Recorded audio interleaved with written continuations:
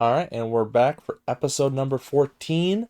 And we're going to do 4 episodes or 4 shows again today, and that'll take us to the event number 40, which will be the big brand name pay-per-view event. I keep saying pay-per-view, it's just an event. Hopefully, I have a couple of goals. Goal number 1, I want to get that up to 14. If we can jump that up to, hopefully with this show, and then again on the 40th show, I think we'll be in business. I think we'll be doing pretty good. I'm also hoping that won't get done this episode. You know, we're gonna go 4 months. So it'll be about 16 weeks. I think we need to go another 8 after that. So we're not close enough to that being done. I'm hoping. I have no control over this. It's just gonna happen when it happens. That the economy starts going back up. The wrestling industry can continue to go down, but we need that to go up because my sweet lord, we need to make some money.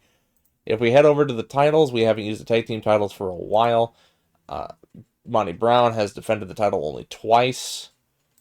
The X Division title, he has had it for over 500 days. And of course, with the last episode, we have the recent passing of Jarrett. Rest in peace. So we have a situation here. We are 4 days away. We're potentially going to be losing a little bit of money from merchandising. Not enough. If we add the 140 onto that, we're sitting at about 700. Ticket sales are going down. Less people are showing up. More people are buying merchandise though, so that's cool. Sponsors are going back up a little bit, so we'll just have to see. That's really all we can hope for. So we're gonna go ahead. We're gonna skip to the day of the show, see what goes on from there. Oh, and I also forgot. I made it official. I have made AJ Styles the figurehead of the company, and what this will mean is that he's going to get signed by the Federation within like 5 minutes. So we'll just have to find out and just have a grand old time when that finally happens.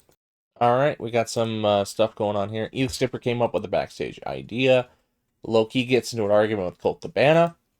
Simon Diamond does his training for free. Samoa Joe, who we have signed and not used yet, gets brought before the wrestler's court. Doug Gilbert finds him guilty, and he has to buy drinks for everybody after the show, and that is it. We will do nothing else after the show, and now all we got left to do is to book the show. We are sitting at about $336 of profit so far this month, and Jerry Lynn did get hired by WCW, so he'll be leaving here by the end of the month, or at the beginning of next month. So we're not really going to use him. We can't really give him a big farewell because he costs a lot of money, if I recall correctly. Let me go look at this. He costs $520, and his contract ends in 7 days. So there's not really a lot we can do there. So as a result, it's farewell, Jerry Lynn. We had you for 1 match, but I digress. So we're gonna join up again when this is over and booked. All right, here we are at the beginning of weekly event number 37, and we start off with a clunker of a match. Jazz defeated Beth Phoenix with a Fisherman Buster to win in just about 9.5 minutes. They don't seem to click, so their chemistry wasn't there, and we had to get a new road agent because if you recall, Jarrett passed away, and we didn't have another road agent, so I quickly made Scotty Riggs a road agent, so get ready for that to be a problem. A 20 to start off the show. We then move on to the next match, a non-title match again between Hero and Monty Brown. Hero gets this match after beating John Cena last week, and Monty Brown beats him again. So Hero is over John Cena twice in a row. Monty Brown's over Hero twice in a row. So Monty Brown is continuing his streak. A 34 segment rating. We then move on to the next match. We have John Cena cutting a promo saying, it's time for him to come back. It's time for him to get another shot at the title. Michael Shane has a problem with that, considering it's like you haven't wrestled in a couple of months, whereas I have. John Cena comes back and says, well, you lost, so it doesn't matter if you wrestle if you lose all the time. And Shane says, well, if we wrestle right now, I can beat you. Cena says, all right, then let's see if you can prove it. And sure enough, Michael Shane defeats John Cena in 14 minutes with a diving elbow drop. A segment rating of 37. Scotty Riggs is going to continue to hamper these. We then move on to the X Division Open Challenge. AJ Styles cuts a promo. Chris Harris comes out, answers the call. They go out and they have a 49. Not a bad match at all. Oh my god. Yeah, Styles literally carried this man up into a good match. A 74 versus a 15. That is quite a lot. So, yeah, Scotty Riggs can't be our guy for much longer. I just needed somebody for today, and I didn't want to use Jeff Jarrett because I'm afraid I might have to pay him a ton of money. A 47 match rating regardless. So you know what that means. Boop boop. And actually we can double down on Michael Shane. Make him happy. Financial report, we lost $70. Popularity, nothing happened. That's less than ideal. X-Pac is fighting with Tim White, who, by the way, is a referee. Who is Reno? I'm good. Who are they extending? Alex Abrahantes? Abrahantes? I don't know. Oh, your relationship with Michael Shane has improved. Okay. What did I do to deserve that? I don't know, but I digress. We are sitting at just $200 of profit, and we're going to skip ahead to the end of the month, and we're going to see where we end up. We're at the end of May. Oh, Billy Kidman. Is Billy Kidman... He is a free agent. He's still more money than I'm willing to spend, so that does not bother me. Oh my god, what? Oh, we missed something here. Carly Colon suffered a broken jaw. This dude broke his neck. Hey, Carlito. He broke his neck, and now he broke his jaw. This man... Oh my god, he is considered to be in awful physical condition. He's only 25. My boy, you're not doing too hot. Alright. So Goldberg's going to the WWE. He's going to the Federation. WCW, WWE, and New Japan all went after him, and he chose to go to WWE. How much money is this man making? God, I wish I could find out. Because they don't put out that information, but the man's supposed to be getting $140,000. I'm assuming he's probably getting somewhere around that. Bob Sapp won his MMA fight. Congratulations, Bob. You did good. Last month we made $555. Oh, and the sponsorship money's going back up. The merchandise money went to hell, but sponsorship money's going up. Falling again. It's not. Maybe it's plateaued. Maybe it's gotten to the very bottom and it can't possibly go any lower. That's me trying to find some silver lining here. I doubt we'll find it. Styles has been the figurehead for 31 days. We'll see how much that's going to affect anything as we continue forward. And it's time to move on to the next show. And I will either see when we get there if anything big happens, or see you when the show is finally booked. Alright, and here we are at the beginning of show number 30, and as you can see, we took a bit of a hit on the attendance portion of the show. We were supposed to get 102, now we're down to 98. Definitely not where I'd want to be, but I digress. We have the Culture Club versus Cabana and Shark Boy. The Culture Club defends the TNA Tag Team titles. The weakest link here was Shark Boy by a wide margin, but still a 41 segment rating to start off the show. We then move on to the next match, and this is where things get a little interesting. Air Paris comes out and is like, hey, I had a match against the world champion and I never got to finish the match. He got attacked and I took the loss. I think I should. I want another shot at Monty Brown. Cena comes out and goes, who cares what you think? And Paris challenges him to a match. Now they're going to have a match. And a match of which Air Paris wins with a surprise roll-up on John Cena. John Cena just cannot catch a break. No matter who he takes on, when he takes them on, he loses. He's just not having a great time. And now Air Paris has a victory over John Cena as well. Kind of lending credence to the thing he's talking about. It's like, hey, I should have had a shot. And I was holding my own. He really wasn't, but, you know. This is all him trying to, like, I'm trying to angle for a match. So he's not going to be honest about his own performance. But all intents and purposes, yeah, he wasn't doing hot against Monty Brown, but now he beats Cena straight up. Right, straight up as a surprise roll up can get, but you get the idea. So now Paris is going to keep going. Cena's going further into this hole.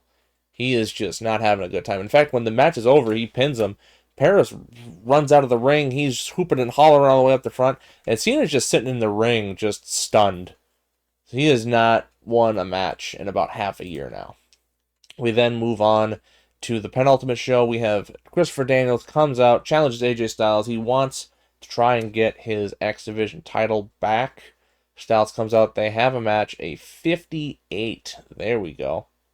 Exceptional match. Styles defeats Daniels with a spiral tap, defends the title for the 17th time, ending off the show in a phenomenal fashion. And we will address the locker room. AJ Styles verbally eviscerated. That was not the button I wanted to hit. I wanted to hit that one. Oof. Oof. Who else should I even put in here? We'll go Cena. Cena's been losing a lot, so let's try to make him happy. We lost $95, but that's also because we're losing a lot of money on ticket sales. There we go. We're at 13 now. Oh, and Mid-Atlantic went up. Mid-Atlantic and Mid-South both went up 1. That must have happened after the last show and I didn't see it, but that is very good to see as well. Things we missed. Jerry Lynn is gone. Mike Sullivan won the NWA World Junior Heavyweight title. And Goldberg, on his last show with New Japan, broke his hand. So he's going to be going over to the WWF a little worse for wear. A great show for us. We're sitting at $364, and we'll see if we make any money by the end of the month. All right, here we are. We are halfway through the year, so we have some awards, or what the awards would be if it ended today. Male Wrestler of the Year, Triple H, Paul Levesque. Company of the Year, Federation, naturally. Female Tag Team are the Lowlives, which is Daphne and Terry Powers. All right. Edge and Christian are the Male Tag Team of the Year. Match of the Year is Jeff Hardy and The Big Show versus Undertaker and Triple H by TQ. Sweet. King of the Ring. Female Young Wrestler of the Year is Jackie Gata. Male Young Wrestler is Jimmy Yang. Female Veteran Wrestler is Terry Powers. There's Kevin Nash, Male Veteran of the Year. Chyna is the Female Wrestler of the Chyna Doll. I don't like that. Who is this? Mr. Electro, Male Independent Wrestler of the Year. Female Independent Wrestler of the Year is Kaoru Ito. Oh, and that's it for now. All right. Ken Shamrock also turned heel. Good for you, Ken Shamrock. Oh, Shad Gaspard is getting extended. Nice to see. So what news do we have? Nothing. Oh, Bob Sapp's back. Cool. We made $641. Ooh, the sponsorship money is going back up. The merchandise money is also going back up. That is also very nice to see. Figurehead for 61 days. I picked him. He has good qualities, but is ultimately lacking. He's just not charismatic enough. And there's a lot more people there. He has a lot of John Cena has all of it, but he's overshadowed by other people like AJ Styles is more over. So I'm going with AJ because he is the wrestling guy of the company. We're at 13 now. I thought I saw one in Japan. I was going to pog, but I didn't see it, so I guess I won't. We are sitting at cheap, still just $7. We're moved up 1. We're 4 away from moving up to the very next level. Am I missing something here? I thought I clicked on all of them. Did I not? There we go. I was getting concerned for a second.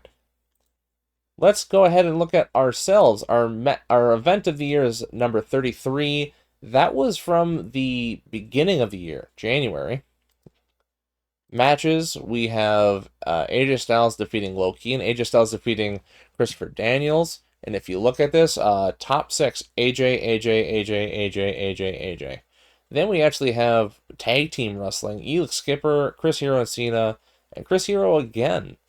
You know, so Chris Hero and John Cena down here. Monty Brown's also putting on some good matches, but Styles is just so far and away just the best guy that we have, and it's not even remotely close. Alright, I'm stopping just ahead to let you know that we have hired our new road manager, which is Afa, one half of the Wild Samoans, and Roman Reigns' dad. So now we have a guy who'll actually be doing pretty good, which means Scotty Riggs is getting a demotion, but that is something I'll do off camera. So I will see you later. Breaking news alert, the economy is going up. I cannot believe this. It's finally happening. We have weathered the storm, and we should hopefully be making money soon. The industry is still falling, but I can deal with that, all things considered. So with that happening, the amount of sponsorship money we're gonna get is gonna steadily go upwards, as well as merchandise, as people are gonna have more money to spend at our shows. That being said, we're sitting at about $450 in money. Merchandise is almost about a 3/4 of the way done. Size is still the same as always.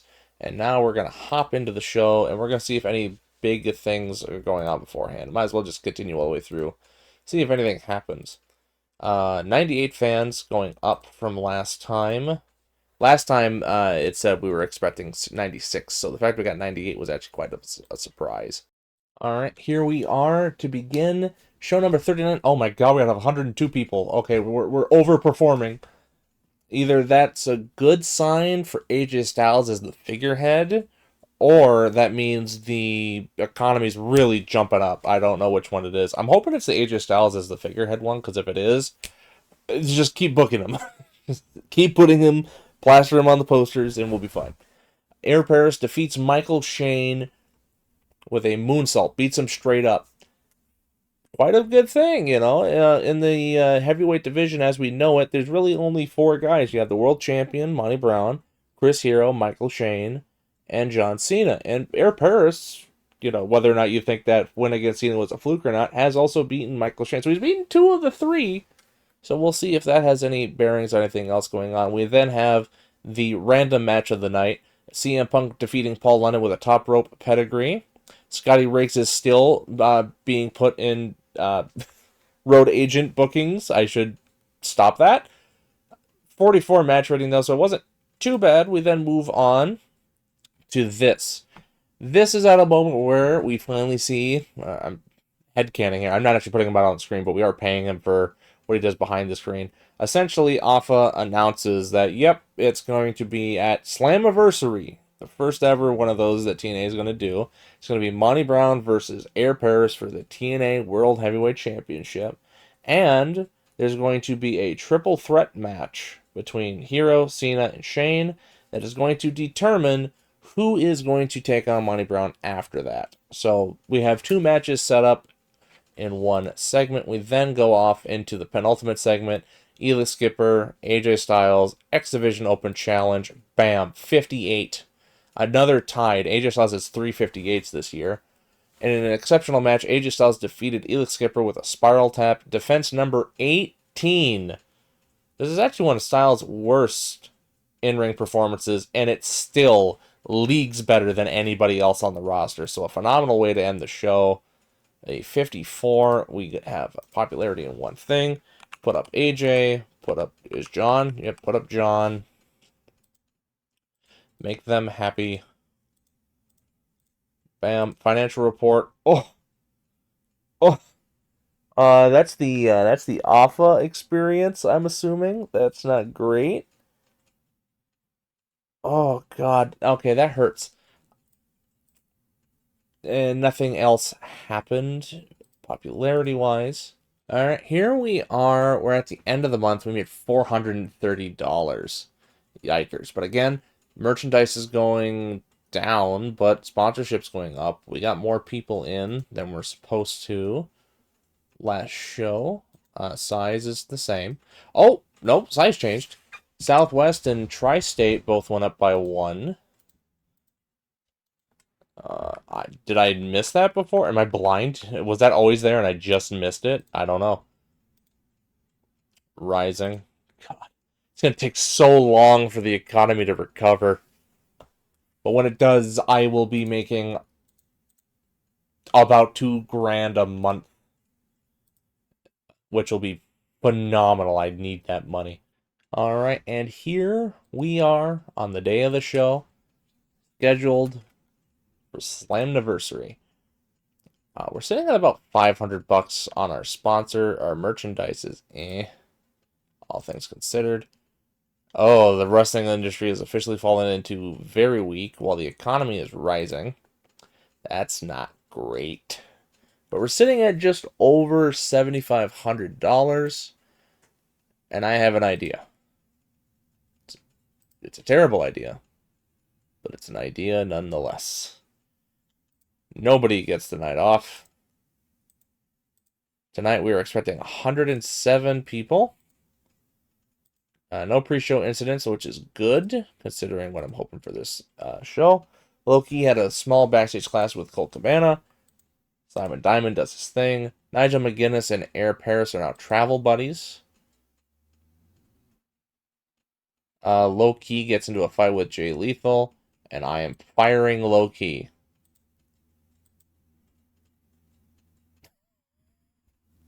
Okay, apparently Low Key wanted to get fired. Michael Shane has been talking to Jay Lethal a lot and has some degree of influence over his behavior. Not bad. Address the locker room. We're going to inspire. Let's get everybody hyped up about this show. Oof. And we start off in front of a really small crowd. That's 9 people less than what we were supposed to have. Oof. That's not great. We're supposed to have 107. It's 11. I can't do my math. I'm so surprised. So, we begin the night with a match between Jazz and Alexis Lurie for the NWA World Women's title. Jazz defeats Alexis Lurie in a nice, solid 31 rated match. We then move on to the debut of Samoa Joe. AJ Styles does the X Division Open Challenge gimmick one more time. And when he finishes, some tribal music starts playing. If you remember, I think it's Bound for Glory 2005. He comes out. He has, I don't want to say like hookah. I don't know. He has a bunch of people doing the dance, doing the drum beats, and he comes out and he does the dance with them. And then he goes down to the ring and just kills Jushin Liger. So that's essentially what happens here. He does the big thing, and they go out and they have a long match. Ooh, that's one of Styles' worst match right there. Really off his game. But Samoa Joe, probably because he lost, let's be honest. Samoa Joe defeats AJ Styles with an Emerald Flosion. And Samoa Joe defeats AJ Styles, knocks them off of his perch, and wins the title in a 47 rated match. Probably one of AJ Styles' weaker matches, but then again, it's the first one he loses in a long time. We then move on. Now here we have Christopher Daniels and Elix Skipper joining forces and creating a brand new tag team, Triple X. And in their first match, oh, that's a beautiful rating right there. Elix Skipper and Christopher Daniels defeat the team of Jason Cross and Paul London to win the TNA World Tag Team Champions. And if you look at their match rating, it was all pretty similar. Actually, the lowest one was Christopher Daniels, which I'm stunned by. But another great match. I'm very happy with how that went. Now we have the alpha male Monty Brown come out, and he runs down everybody in the triple threat match. Chris Hero, Michael Shane, John Cena, saying he's beat all of them. And now they throw some punk kid at him. He's going to make quick work of him, and he's going to show just why he is the alpha male. And that's exactly what he does in this match. And it's about, Air Paris didn't just lay down and die. He did get the hell kicked out of him. And Monty Brown wins and defends the title successfully for the 3rd time since he's won it. We then move on to the next promo. Afa comes out and says that there's going to be a change in the triple threat match. Because you see, there was a champion that we had, a world champion, that never got his rematch. And is going to be inserted into the match. It's Jeff Jarrett. He's back. His first appearance since, I think, episode 5. And when I say episode 5, I mean event number 5. He's here. He's gonna be in the match. He's costing me $2,000. So you better believe he wins the match. I hope you understand. Jeff Jarrett defeated John Cena, Michael Shane, Chris Hero in 22 minutes when he submitted John Cena. John Cena just continues to fall down into the rabbit hole. Gets pinned by Jeff Jarrett, got pinned by Air Paris, got pinned by Michael Shane, got pinned by Chris Hero, and got pinned by Monty Brown. That's the gimmick, that's the story being pushed. Jeff Jarrett hasn't wrestled in forever, so he is super rusty. That being said, he wins the match. He is the #1 contender. Right after the match, Jeff Jarrett celebrating its first match back in years in TNA. Not only that, his dad just died 4 months ago, so he's kind of taking it in. This is their baby. He's, it's a somber moment. Monty Brown, of course, comes out to ruin it, challenges him to a match right then and there.